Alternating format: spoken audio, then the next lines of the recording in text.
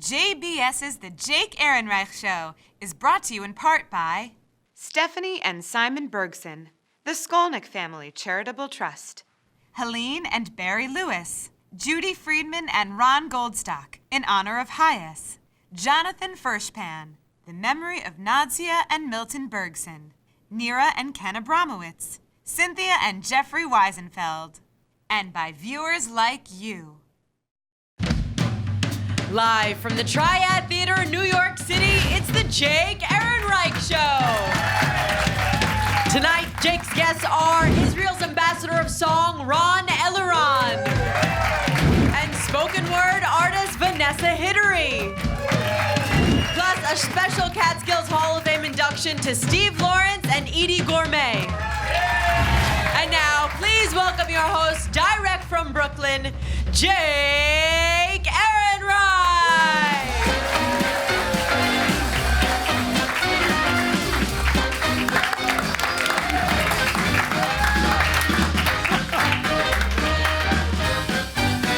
Welcome, welcome, my friends. What could be better? We have music, we have comedy, and lots of Jews. Here we are. My name is Jake Ehrenreich. I began my career in the Catskills Mountains as a young musician, and I was born and raised in Brooklyn, New York. So some of you may know that I wrote a show called A Jew Grows in Brooklyn, which chronicles my life as a child of Holocaust survivors. And it was very successful, very, very grateful for that. And as you may imagine, half of it takes place in Brooklyn, a little more than half, and half in the Catskill Mountains. And you know, I recall we were doing a performance out in Kansas City. And at the end of the performance, a guy came up to me. It actually turns out it was one of the local rabbis. And he said, you know, I never really understood the Catskill Mountains until I heard you speak about it just now. I mean, I always thought, all right, what's the big deal? It's a vacation place. They told corny jokes. What's the big deal? I see it differently now. And I can't tell you how happy that made me, because I really want people to know how important it was to us. You know, I would listen to my father cry through the locked bathroom door in Brooklyn. In the summertime, I would watch him laugh to these comedians in the nightclub. That's what it meant to us. That's what was so important, and I'm so grateful for it. And I'm also grateful to those entertainers who made my parents and their friends laugh. People like Freddie Roman and Mousy Lawrence and Davy Carr and Lou Menchel and Lenny Schultz, so many others. And what did they laugh at? What do you think they laughed at? They laughed at jokes. They laughed at jokes with punchlines. Remember jokes with punchlines? They laughed at slightly suggestive, simple jokes with punchlines. And now, ladies and gentlemen, the Starlight Room is proud to present the comic stylings of Joey Shepard. How you doing? How you doing? You hear what they did to Michael Boblinski? Terrible. Nice man, came to the hotel, Nebuch, a widower, 85 years old, celebrating his 85th birthday. The hotel, they sent a hooker up to his room for his birthday. He says, who are you? She says, I'm here to give you super sex. He says, okay, I'll take the soup.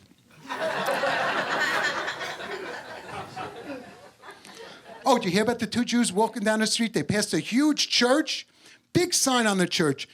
Convert to Christianity, get $500. So one says to his friend, he says, go in, see what it's all about. Guy goes in, he comes out a few minutes later. His friend says, so, did you get the money? He says, you know, all you Jews care about is money.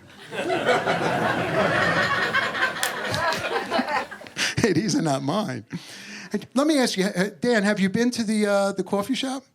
Which one? The one here at the hotel. Which one? The Flying Saucer. Where was that, the coffee shop? All right, man. So, you don't want to go to this coffee shop. Terrible coffee shop. I walked in. I was minding my own business. Two guys walk in. One guy orders a hamburger, and one guy orders a hot dog. Fine. Guy who orders the hamburger notices the waitress. She's walking around. She's taking orders. She's got a hamburger under her armpit. He says, yo, sweetheart, come here. What are you doing with this hamburger? She says, oh, I'm defrosting it. And the other guy says, cancel my hot dog. Could you explain this joke to Dan, please? Folks, we got a great show for you tonight. Eliran is here and Vanessa Hidary, so stick around. Slow down, you're moving too fast. You got to make the morning last, just kicking down the cobblestones, looking for fun and feeling groovy.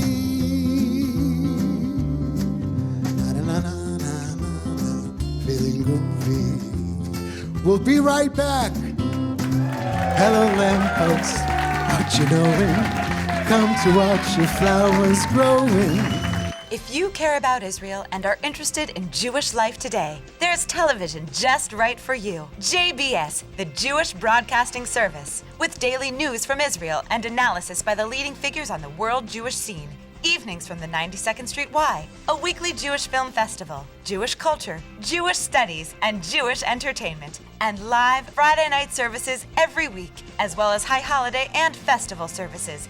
JBS, television worth watching. We are back, and I get to tell you about another great Jewish songwriter. The song I sang, the 59th Street Bridge song, written by Paul Simon. Now we're in Jewish rock and roll songwriting royalty. Apart from his songwriting, which include #1 hits like Bridge Over Troubled Water, Sounds of Silence, so many others, Simon was half of the singing duo Simon and Garfunkel, originally called Tom and Jerry. Among numerous other awards, he was named one of the 100 people who shaped the world by Time magazine, not bad for a songwriter, and was awarded an honorary doctorate from the Berklee College of Music, where he currently serves on the Board of Trustees, and where my son, Dovey, currently serves as a student. But I think my favorite personal connection to Paul Simon has to do with my father. So in my 20s and 30s, I was mainly a high rock and roll singer. And my father used to say, why do you have to yell? You have such a beautiful voice. You want to sing rock and roll? All right, fine. What about that Simon and Garfunkel? They sing rock and roll, right? I said, Dad, it's not Simon and Garfunkel. It's Simon and Garfunkel. He said, don't you tell me. There's no such thing as Garfunkel. Somebody must have changed it. It's Garfunkel. Who knows? Maybe my father was right. Anyhow, I digress. 16 Grammy Awards and a grateful generation later, I give to you another great Jewish songwriter, the one and only Paul Simon. And now, my friends, please let me welcome to the stage our one and only announcer, Brianne Bergson. Hello, my dear. How are you? All right, good. I'm pissed off at you, though. Why? Because you know that song you sang a couple of episodes ago, Life is a Lesson? Yes. You know how a song gets in your head and you can't stop singing it? You're going to sleep and it's like in your head. I can't stop singing that. Forgot the song. I thank you for that. It's a great song. That. Thank you. All right, do you want to introduce our first guest? Sure, All right, gladly. Go for it. Jake's first guest this evening brings a unique flavor to her work unlike anyone else in the Jewish world. She's appeared 3 times on Russell Simmons' Def Poetry Jam on HBO and is featured at the Sundance and Tribeca Film Festivals in the movie The Tribe. Here to perform her very popular poem, The Hebrew Mamita, which went viral with over 500,000 YouTube hits, please welcome spoken word artist Vanessa Hidary. Thank you, thank you. How's everybody doing tonight? Okay, you can give me more than that. How's everybody doing tonight? Good? Great. How many of you have heard spoken word before? Oh, okay, you guys are all hip and cool. Okay, great. So this piece is called Hebrew Mamita. I meet a guy in a bar that's cute. He asked me out to dinner for the following Tuesday. I decline. Tuesday is Yom Kippur. I will be fasting. You're Jewish? Wow. You don't look Jewish. You don't act Jewish. And he says it in this tone that sounds like he's complimenting me. And I say nothing. I say nothing when which combined with a flirty smile translates to thank you. I say nothing because I'm drunk on denial coladas. I say nothing because I got a contact high of someone's anti-Semitic crack pipe. I say nothing because somewhere along my life's graph, I've been swayed to believe that being Jewish is not too cool, not too sexy.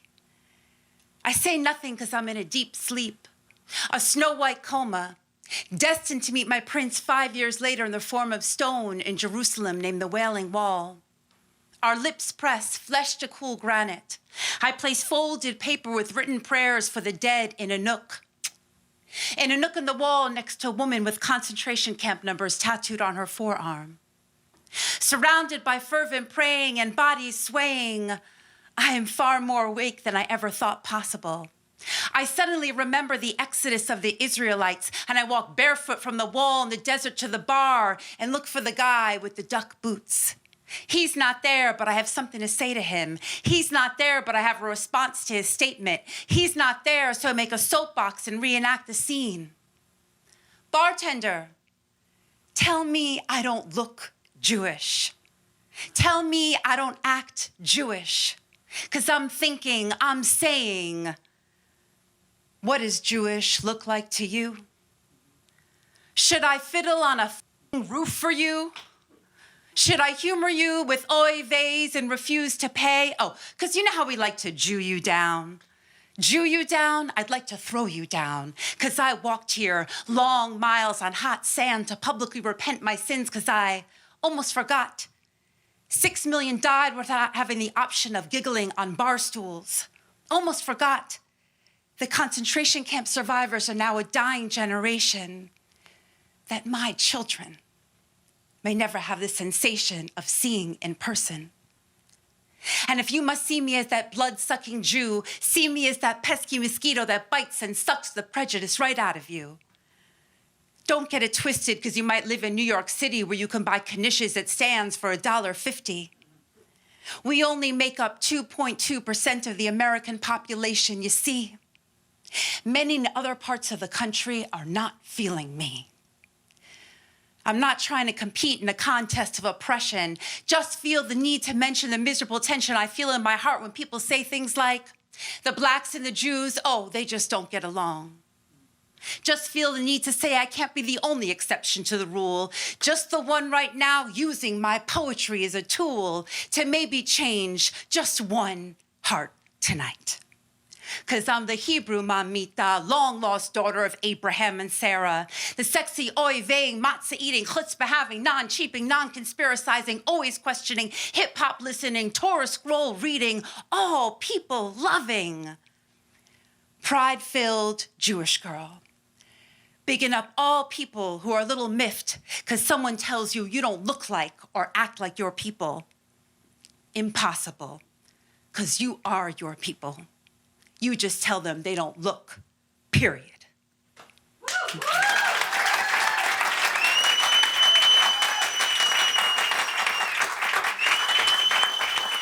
Vanessa Hidary.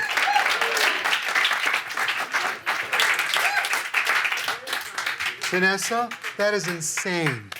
That is insane. I've heard it before, and each time I hear it, man, it's the same insanity. God bless you for doing that piece. Thank you. Thank you so much. Right? Yaman, do we have the picture of Vanessa that I'd like to show? Look at that picture. Look at the mug and David. Look at this Jewish star you're wearing, right? My wife and I were discussing how come people could wear like huge crosses and it's a fashion statement, right, but nobody wears that.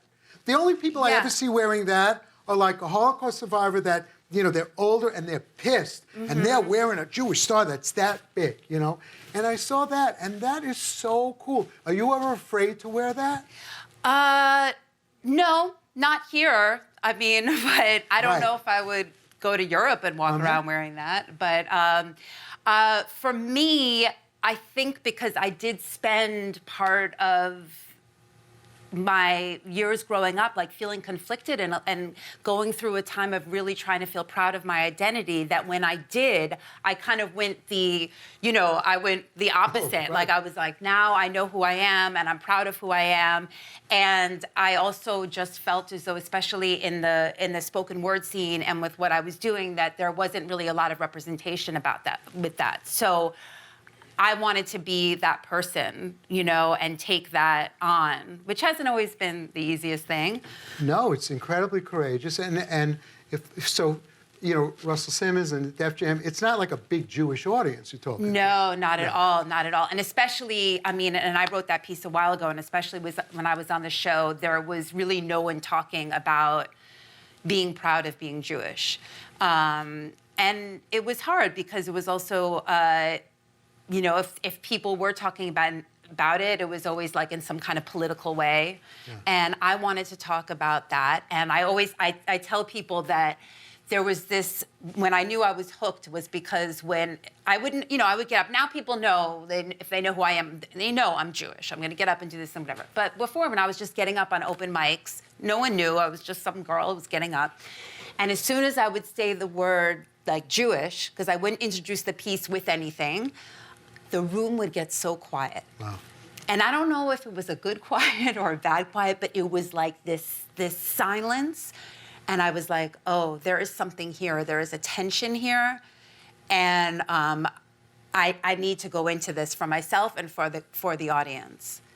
That's wild. And I think that existed and exists. And now I think it doubles down because it coordinates with an anti-Zionism. So it's not even just Jewish anymore. Yeah. Now it's a convenient place to be anti-Zionist. So if you're Jewish, that brings that out. It's even heavier than it was. And that's happened to me. I mean, I have had times where I'm performing this piece and I don't talk about anything really political in it.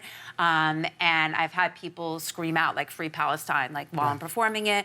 I had I was scheduled to perform at Washington Heights one time at a poetry thing, and some like girls put together some like petition to like ban saying that I was a Zionist and not to go to the show. So I've been through definitely a lot of interesting experiences with being Jewish so openly. And I also do perform a lot for non-Jewish audiences, and I think that that's just as important to kind of, you know, have that voice out there. Absolutely. I think in a way it's more important than than preaching to the choir sometimes. Of course. Yeah, right. Very much so. You know, let's let the audience see where your people are from. Okay, Speaking of which, could we just put that other photograph up? Because I love this. This is a great photograph. So tell me, who is this and how long ago was this? What's this? Oh my God, this is a very long time ago. Now that's you, right? Yeah, exactly, right? So this is my great-grandmother, Esther Abadi, and her sister Simcha, and this is in Syria. So my mother's family is from Syria, from Aleppo, and my grandmother came over here through Ellis Island and came here, and then my mom was born in Brooklyn, and this is where we were. But this is, you know, my background, which is another reason why I like to talk about diversity a lot, because when I grew up, my father's family is Ashkenazi, but we grew up, so I would go to, on like the weekends, we would go to Ocean Parkway in Brooklyn and have all these like Syrian treats and different foods and different sayings. And then, you know, but the only representation of Jewish kind of in Manhattan and what I grew, you know, what people I feel like were familiar with was Ashkenazi and like Zabars and bagels, lox, and cream cheese, you know. So I felt as though I kind of was in this like split world, and that there were people, you know, I'll never forget, we had a Haggadah that had in it, we thought it was so funny because it said, it was a Sephardic one, and it said Rabbi Jose in it, and we were like, oh my God, it's so funny. Because like we didn't understand, you know, and now that makes sense to me because of, you know, Sephardim and, you know, the Spanish Jews.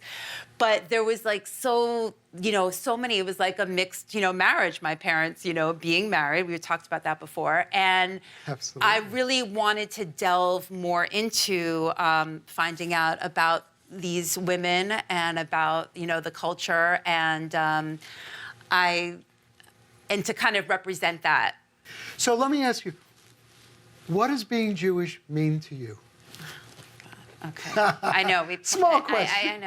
I know. God, I was thinking about, at first I thought, the first thing that came to my mind is humor, and then I was like, oh, that's so shallow, and I thought maybe that was really shallow of me. But then when you were doing your monologue and talking about, the Catskills and like the past and that community and what, made your father happy and, in opposition to him being sad, I feel like that is, that's the community, and finding humor in the grief, to me, is very Jewish, and that's what I incorporate into a lot of my work. Yeah? Yeah. Theo Bickel said laughter through the tears. Yeah. And do you have a favorite Jewish saying? It could be Ladino or Yiddish or Hebrew or English. Let me see. Is this a Jewish saying? 2 Jews, 3 opinions? Yes. Is it Jewish saying, right? Yes, it's very similar to the 2 Jews that they find on a deserted island, and there's 3 shuls. And they said, why are there 3 temples? He said, that's the one he goes to, that's the one I go to, this is the one neither one of us would go to. So that's it. Ladies and gentlemen, please help me thank my wonderful guest, Vanessa Hidary. We'll be right back.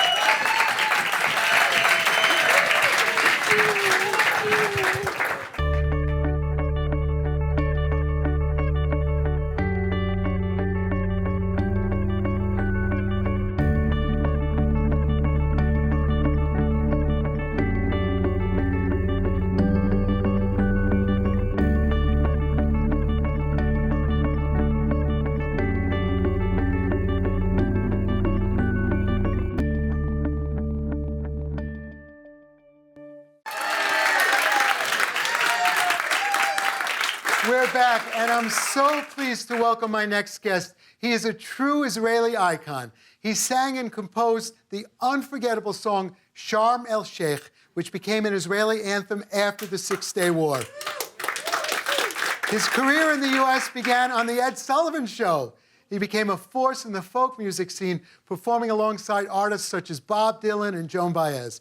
A recent recipient of the prestigious Israeli Lifetime Achievement Award, here he is to sing this beautiful song about Israel, about walking the land, cherishing the land, about Eretz Yisrael, and who better to sing this very beautiful song than Israel's ambassador of song. Please help me welcome Ron Eliran. Toda rabba, thank you. Such a nice guy, and he's working so hard. Really.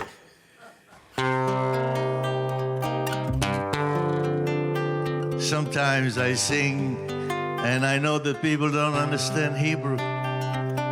In those times, I think maybe I should translate a little bit of the song into English. And this is one of those. קום והתהלך בארץ, בתרמיל ובמקל, וודאי תפגוש בדרך, שוב את ארץ ישראל. יחבקו אותך דרכיה של הארץ הטובה, היא תקרא אותך אליה כמו אל ארץ אהבה. So come and walk the fields, touch the sweet land, see the beauty of the earth, from the hills down to the white sands. She's your dream and she's your faith. Down the road hear the children sing, the voices ringing like a bell. And you know that you love her so, and you'll always love Eretz Yisrael. Come with me and walk the country. There's so much to show and tell. See the glory and the wonder of Eretz Israel. Let the winding roads embrace you. Listen to the mountains call. Every little step you're taking brings you closer to your soul. So come and walk the fields, touch the sweet land, see the beauty of the earth. From the hills down to the mountain, you're my dream and she's your fate. Down the road, hear the children sing, the voices ringing like a bell. And you know you love her so, and you'll always love Eretz Israel. ובגדלך בארץ, ותרמינו במכר, וודאי תפגוש בדרך שוב את ארץ ישראל.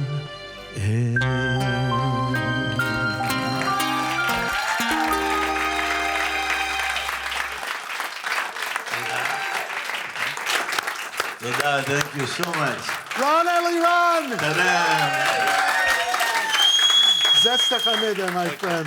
Sit. Oh, my goodness. Boy, that's how it's done. I'll tell you, Ron, I hear you sing it, and I can hear the love of Israel. I can hear your love of Israel when you sing that. Anybody can sing a song, but it's hard to get the neshama. You know what neshama means? Ask me if I'm Jewish. What do you mean, neshuma? In Israel, we have extra neshuma with thick skin because the whole world wants to get into that neshuma and destroy it. Oh, I don't want to be nationalistic here, but... Hey, man, you can be nationalistic on my show. It's all cool. Israel is very important to us, and I know how much you love it. I love it. My son spent a lot of time. He's going back this summer. But you came to the United States. You were performing in Israel. Right? First, you performed for the troops, right? For the IDF. Look at that. That's the deal. That's the Golan Heights, the Yom Kippur War. Listen, I don't want to show off. Every Israeli gives the maximum that he can. As a matter of fact, I know there's some Israelis in the audience.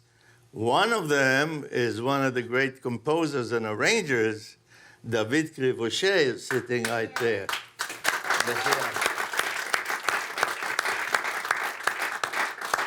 Would you like Ron to sing Sharm el-Sheikh? Yes. I promise we're going to do it. But I want to talk to him a little bit because he said, I'm a nice guy. He's a nice guy. So I want to talk a little bit first. But tell me about that song. Absolutely. I mean, if people don't know what it is. Well, we all know that Nasser was the ruler of Egypt, and he kicked and drove away the UN observers. And he put a barricade, not barricade, a blockade. A blockade, yeah. On the Red Sea, and no ship could come to Israel from the south. The war broke out. And I was with two friends of mine in Air Force Base. And we heard that the group of soldiers before us arrived in Sharm el-Sheikh and broke the blockade. It's very south. Yes. And we sat and we wanted to write a song. I had a piece of melody written on a piece of paper that the piano player in Eilat, we were doing a show in a Moadon Laila, in a nightclub. And I took that piece of paper, and the three of us were sitting there, and we made out of the paper a melody, a complete melody. And a friend of ours called Amos Ettinger, who's 80 years old, by the way, this week. Mazel tov. Yeah, and he wrote the lyrics. So there was a radio show. There were two radio, Galei Tzahal and Kol Israel, the radio broadcasting truck, and they recorded us, and before we knew it, it was a huge hit. What do you mean it was different? Because it was the people of Israel found out that our soldiers arrived in Sharm el-Sheikh.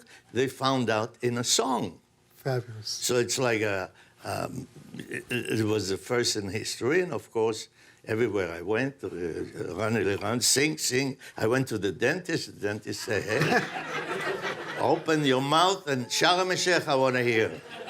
Then I was in other places in Europe. I was in Johannesburg, and I was in an accident, and I had 2 broken ribs. And before they tried they brought me in with the alunka, with a stretcher. And the doctor said, Sharm el-Sheikh now. I'll fix you later. So, but who's complaining? No, are you kidding? A lot of people, the melody a little Spanish. The Spanish people, South America, people did aliyah to go to Israel. God bless you for writing that song. It's a very important song. And that's what made you iconic, including many other hits. I'm going to get him to sing it. Don't you worry about it. He's not getting out of here without singing that song. The third time you say iconic, I don't know what it means. Iconic means tall and thin. I used to be that. In those days. That's true. Let me tell you. So you came to the United States and you got fat, yeah. No. You became Israel's ambassador of song. So you began on the Ed Sullivan Show, and you were the first, talk about tall and thin, I believe you were the first Israeli to perform in Las Vegas. Yes, right? yes. And do we have that photograph? I love this because, look at that. So Elvis and Eliran on the same bill as Elvis. And you know what? Talk about tall and statuesque and iconic. Put up the next. Check this Elvis photo. That's Ron, not Elvis. Come on, are you kidding? Yeah, I learned the country road. Take me home to the place I belong. West Virginia, country mama, take me home, country road. Talk about taking. So we were talking earlier, and you said you are from Kiryat Eliyahu? No, where are you from? Yes. Kiryat Eliyahu means the village of Elijah. And you said that, yeah. And I said Eliyahu Hanavi, right? And you listen to this, but he goes into this. Play a little of what you played earlier. Oh well, I wrote some. I was influenced by the hills, by the cave of Elijah, and my family on the mother's side are very religious people, and the atmosphere was biblical. Not my father something else. And when I came here, I started. You want me to play something I wrote 20 years ago, 30 years ago, and it tells you the feeling of where you are, because you belong always. You're in a chain of tradition, of religion, of belonging. Elijah was supposed to give us the news that peace is coming to the world. I was born in a land where dawn was in a hurry to be gone, where the morning swarmed with a rattle of snakes and scorpions. I was born a father, a grandfather, and a son, a tribesman and a man, a soldier and a holy one. Come, Elijah, come. Come, Elijah, come. Come, Elijah, come.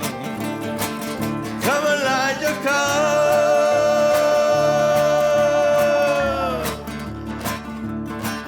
I was born by the river that never quenched my thirst, where I had to be the only one, the last one and the first. I was born a grandfather, father, and a son,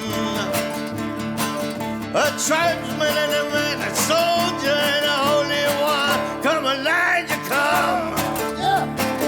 Come Elijah, come. Come Elijah, come. Elijah, come. Every day I wake up to the sun and take a deep, fresh breath.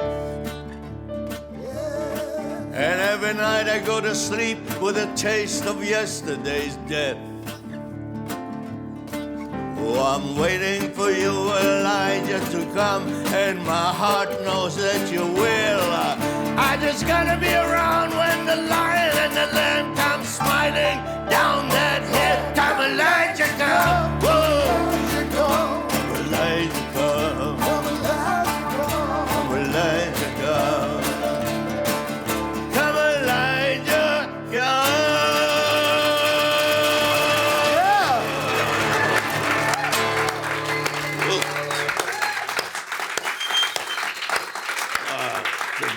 I didn't think I would sing it. Man, that's the real deal. You know, they wrote an Israeli folk dance to that. No, I'm only kidding.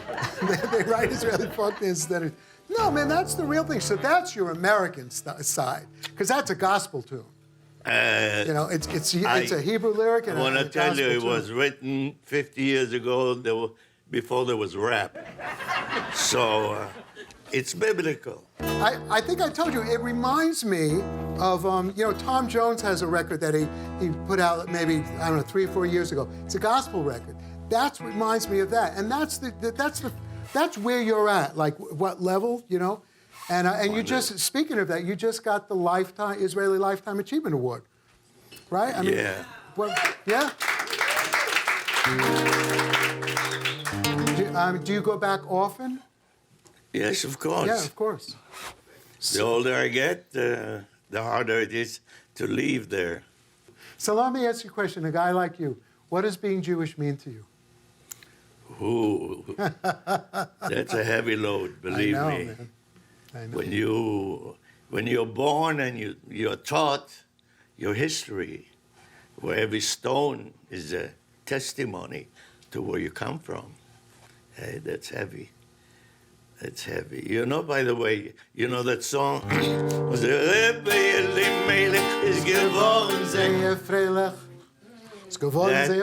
My mother said, I am a descendant of Rebbe Elimelech. Wow. Really? Yeah, I mean, I don't know how to prove it, you know. The DNA is gone. It's a little gone, yeah. You're all gone. But as an Israeli, I'll tell you something. And I think in all the world, because this is a Jewish cable show, yeah, I can talk about things I cannot talk in the regular television show. We have an identity crisis in a way, which is in my family. My mother, very religious, all kind of rabbis and scholars and people who write. And my father was walking barefoot, spoke Arabic. My father had a cake bakery, a conditoria, what they say. And he loved to lie. He was like Zorba the Greek. Okay. He used to smoke, chain smoke.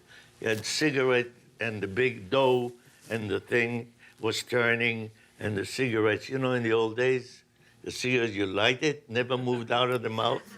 And the effer, the what do you call that? Huh? Ashes. Of course, yeah. The ashes, we used to just go slowly, until it got to the mouth and the cigarette didn't break. And he used to go like this, boom, he used to go, all of it into the cake. And he thought that was the secret of his success. So I don't know. I don't know how I got into this, but it's true. We have crisis, we have history, we have everything. anti-Semitism. I didn't know what it was. I was born when there were enemies around us.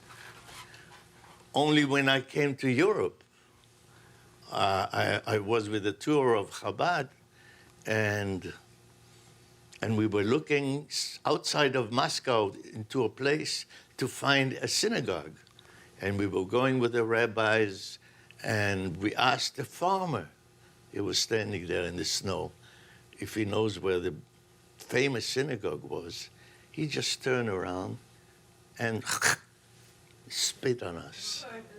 I said, that's anti-Semitism. And there's a lot of it all over the world, and now don't even talk about it. It's in the news. You know, I think sometimes it's difficult to put into exact words what being Jewish means to you. I mean, I ask people this question. It's a very difficult question, but when I meet someone like you, and we've only recently met, I can feel a neshama, a goodness, a deepness. And you talk about your mother and your father. Maybe your mother was a religious person, your father wasn't. But, you know, I don't know that it's necessarily about that.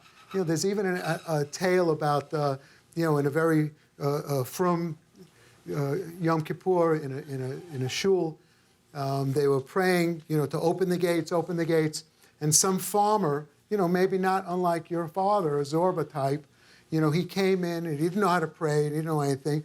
The allegory is he whistled because he was so taken by the moment, and the people went crazy, oh, don't whistle, and the rabbi stopped. He said, no, his whistle was so pure, that's what opened the gate. I'll tell you what I like. There's one Hasidic song that says, the whole world is a narrow bridge, and the main thing is do not be afraid. Everybody knows it. Kol ha'olam kulo geshet zar me'od, geshet zar me'od, geshet zar me'od. Kol ha'olam kulo geshet zar me'od, geshet zar me'od.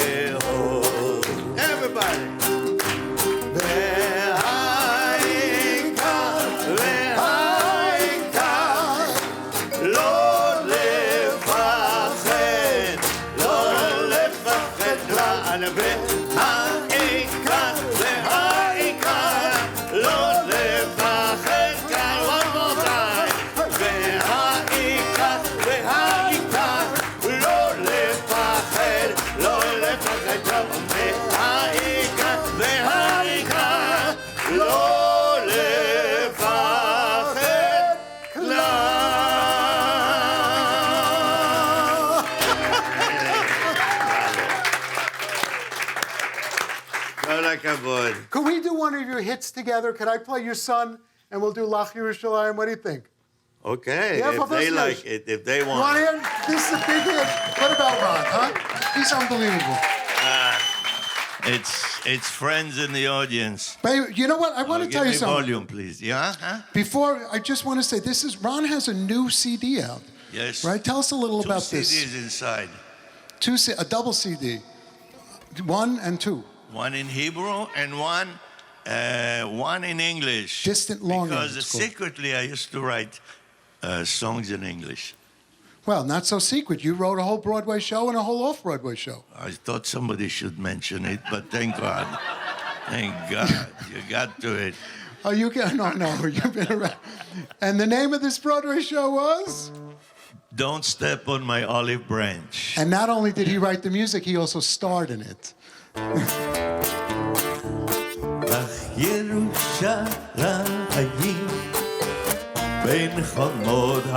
If you know it, sing along.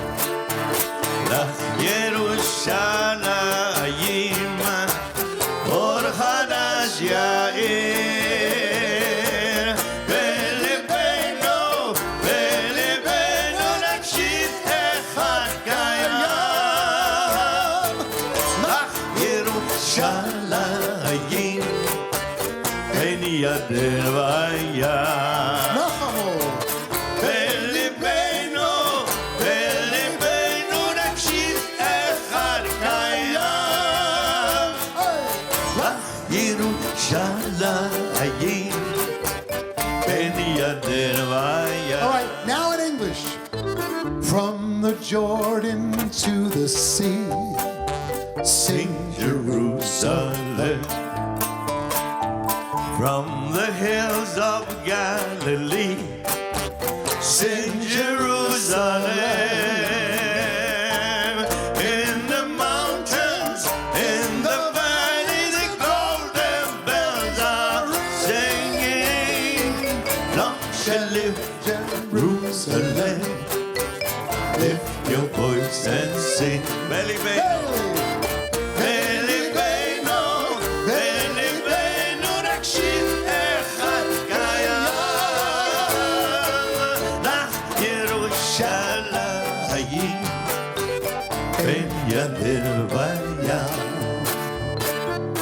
לך ירושלים,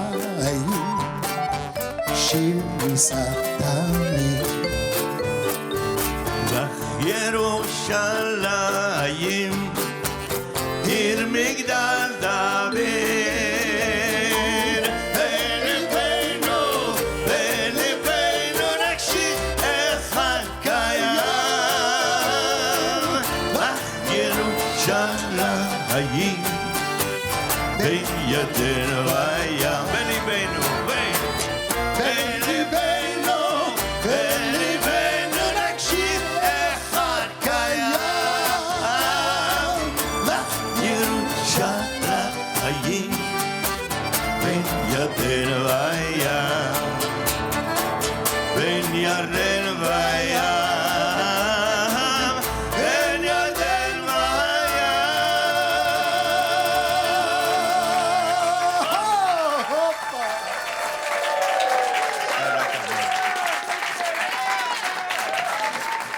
But ladies and gentlemen, we're not going to let Ron go without him singing his wonderful song, Sharm El Sheikh.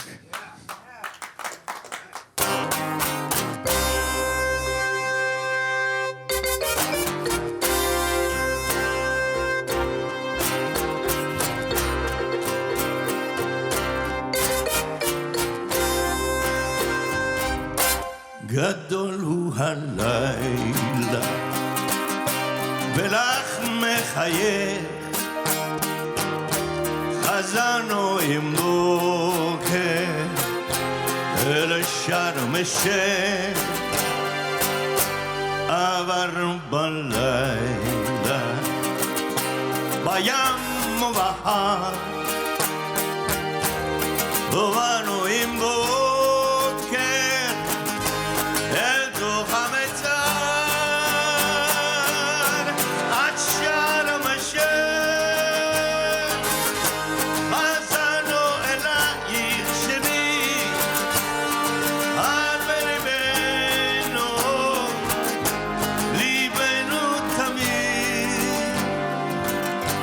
I walk in the darkness, my steps in the sand. I'm walking in silence, a soldier again. The tanks keep on moving, the cannon still roars, and some men are dying. There will be some more at Sharm el-Sheikh. חזרנו אלייך שנית, את בליבנו, ליבנו תמיד.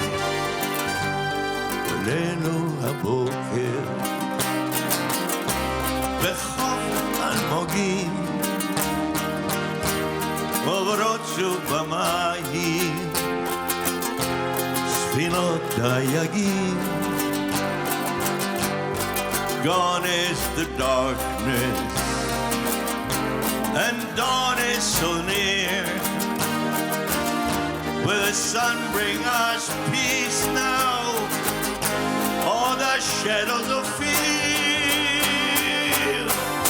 Oh, shadow Michelle, you harbor of sand and of sea, you tell us why now, why this has to be. Our shadow Michelle.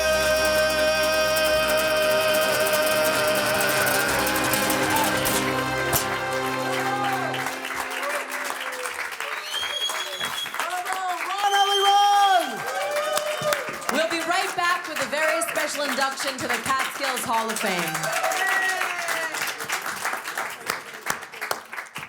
Want to know what programs will be on JBS in the coming week?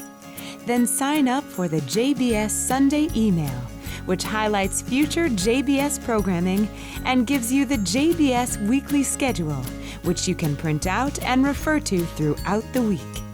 And it's so simple to do. Just visit our new JBS website at jbstv.org and click on Newsletter Sign Up and fill in your name and email address. And every Sunday morning you'll receive an email with JBS programming information. JBS, expanding Jewish understanding, celebrating all things Jewish.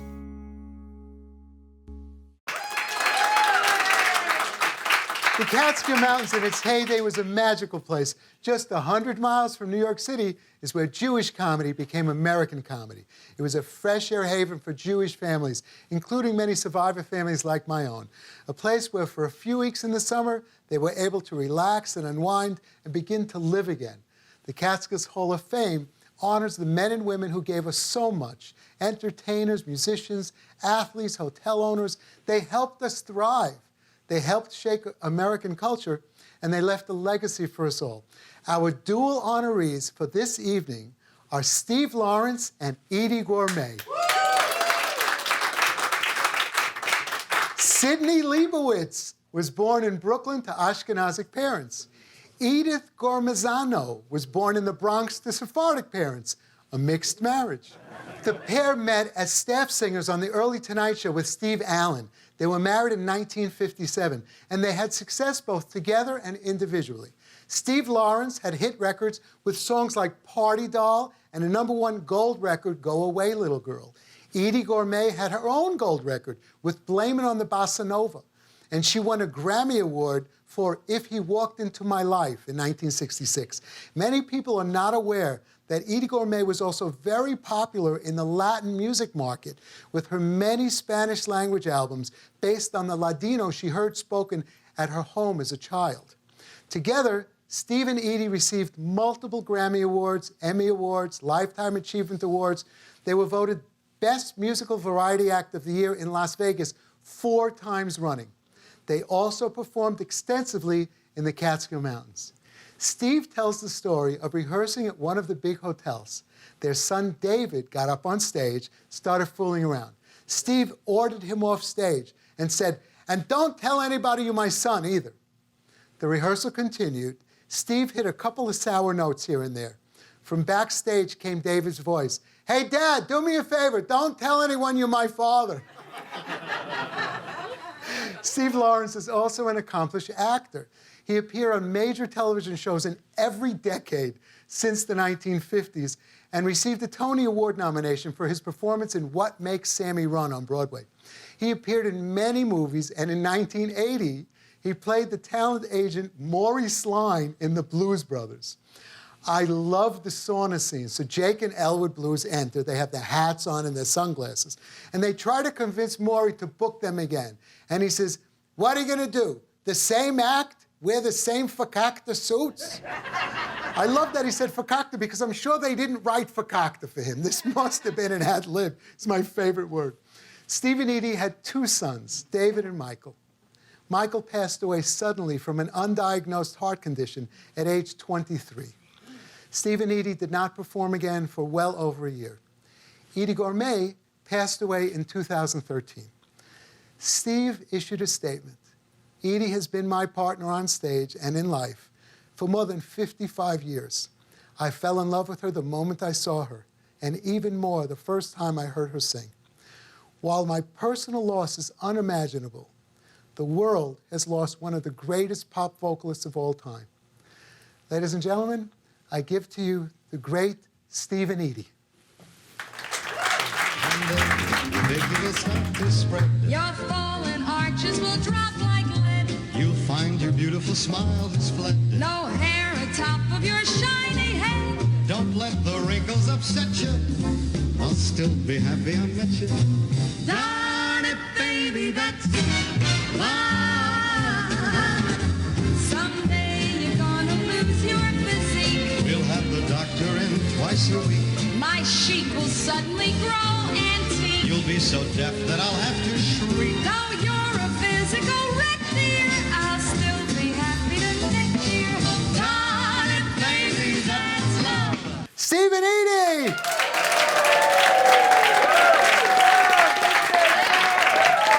Hi, folks. You know, we're often asked where people can get my books or CDs. We've created a very easy way to get them. Simply go to jakeehrenreich.com.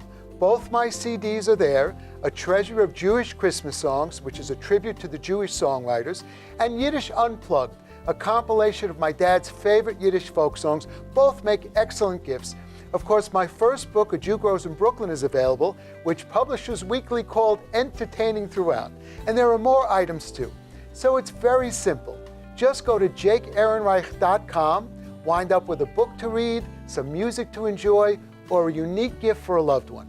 Stay well, my friends. I look forward to seeing you. And now back to the show. That's our show. I'd like to thank our guest, Vanessa Hidary,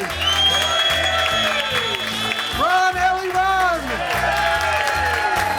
our wonderful announcer, Bergson, our directors, Sloan Copeland and Lisa Ehrenreich, video John Firsthand, Yaman Pollock, senior sound director Isaiah Avalon, Kristen Burke, Mark Boylan, Peter Martin here at the Carter, and of course, JBS senior executive producer and president, Rabbi Mark Fallow.